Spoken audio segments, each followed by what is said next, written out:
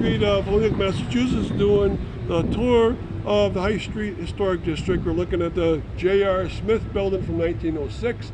He bought this to sell his produce on the first 2-3 floors or so, and then the upper floors he sold to either store dealers or professionals. And professionals moved in there right away because they wanted to be near the action. It was near City Hall. It was near all the businesses on the ground floor here, and they wanted to build and build. And this was packed with professionals up to the late 1970s. And at that point, as a lot of stores moved out of here, a lot of professionals moved uptown, and this building died off eventually. It's incredible looking at in the Holyoke directories at where people were, and this building would pack in about 40 professional offices, including lawyers, dentists, so forth.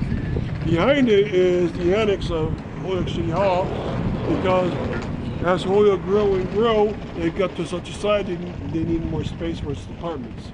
Now, on the ground floor, it tells you a little hint of what it is now. The people that bought it about 20 years ago wanted to make it into the Holyoke Prudential Plaza. They were not able to get enough money to do that, and so it stays as an empty building, which is sad because there's so much space in there. It's a very beautiful building made in the American Renaissance style. You know American Renaissance, if you can find, as you go up, 3 pronounced bands, and you can see them above the 2nd floor, above the 6th floor, and at the roof line are horizontal bands. That's tripartite Renaissance or American Renaissance. They were very proud of themselves during the time from 1880 to 1920, and this was the type of architecture that was very popular. Now you notice an S above the doorway, and also notice that the roof line is very, very large. They have to check that once in a while to make sure it's still stable.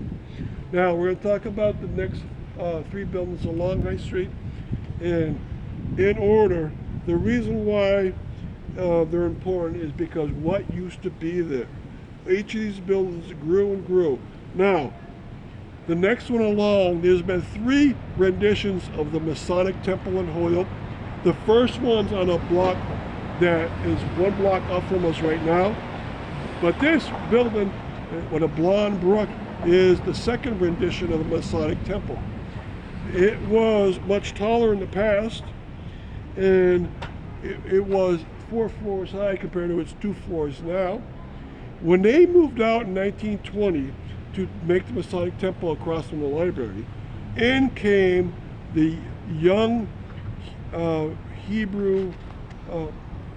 Young Men's Hebrew Association, which is like a YMCA but a Hebrew one. And here they would have the Hebrew equivalent, such as they would have physical activities, spiritual activities, mental activities like a small room for a library, but it was for the Jewish young people, which is wonderful. Now, you notice it's been taken down 2 floors, and you notice it much more if you go to the other side of J.R. Smith building, that it's imprinted 2 floors on the J.R. Smith.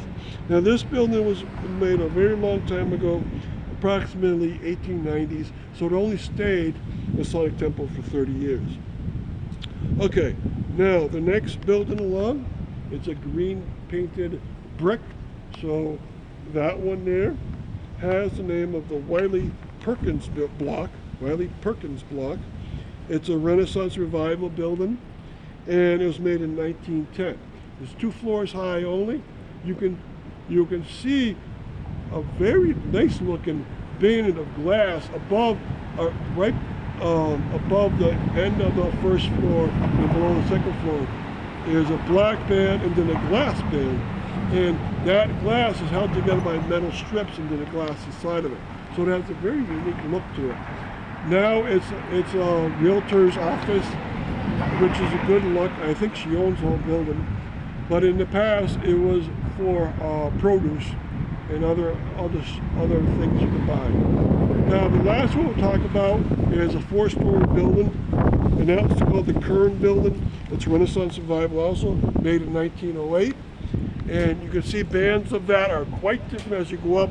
The ground floor compare the second floor, compare the third floor, compare the fourth floor. Every floor is very different from each other. And that's a sign of Renaissance revival, where they put very different structures. The windows change, the colors change as you go up. That's Renaissance revival to the T. And that building was used in the past by a pharmacist. He built it and then he sold the upper floors to other people and other professionals. And it's now a real estate. Thank you for coming in this town.